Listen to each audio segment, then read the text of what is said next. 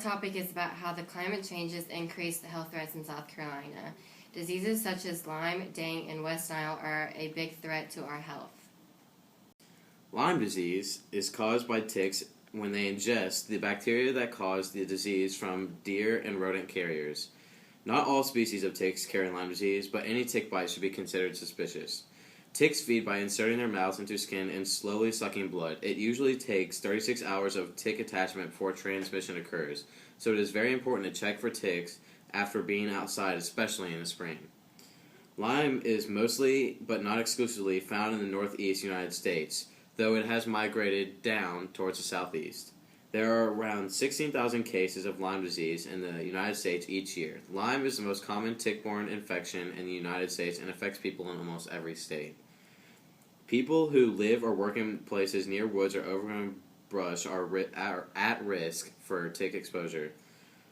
Hiking, camping, fishing, and hunting can also be risk factors for this disease. A lot of the symptoms from Lyme disease are bull's eye-shaped rash, fever, fatigue, headache, and muscle and joint aches.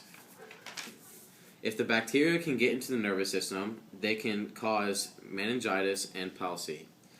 Also, in some cases, if the tick were to get into the musculoskeletal system, they can even cause personality changes. Dengue fever. Dengue fever usually affects people living in tropical regions, and it manifests with a sudden episode of high fever. Most serious forms of dengue fever are dengue hemorrhagic fever, or DHF, and dengue shock syndrome, DSS. And it affects a small portion of patients who are affected by dengue fever, so it's not very common. Dengue fever is an epidemic in 112 countries of the world and affects almost 50 to 100 million people every year, with over 500,000 reported cases of DHF or DSS. Fewer dengue cases have generally reported in black populations than in other races. The symptoms of dengue fever are high fever, headaches, bone and joint aches, a rash, bleeding, seizures, and sometimes death. West Nile is a mosquito-borne disease that can cause a brain inflammation. Everyone can be infected with West Nile virus by mosquito. The first case in North America was in 1999 in New York and has since then spread throughout North America. There is no specific treatment or vaccine for West Nile virus, but most people fully recover from it. All scientists know is that West Nile virus is efficiently destroying humans and birds from the inside out. And 1 in 6 of the city's mosquitoes are carriers of the disease. This was a new virus in a new ecology. And so we had no idea what mosquitoes could transmit it. We had no idea what animals would be susceptible to it. I mean, it's a fairly lethal virus.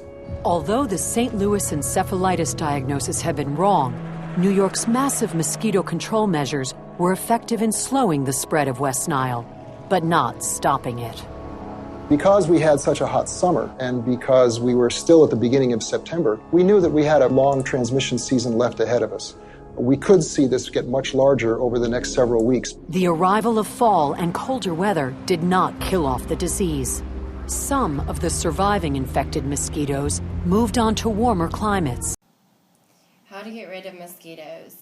To get rid of mosquitoes, you should get rid of standing water because mosquitoes breed in standing water. Ways to get rid of standing water are cleaning out your gutters, getting rid of baby pools that are full of water, and remove buckets full of water. Ways to prevent tick exposure. Avoid infested areas, especially during the springtime, such as forests and ponds. Wearing light-colored clothing makes it easier to find a tick before it attaches to the skin. And having less skin exposure can reduce the probability of getting bit.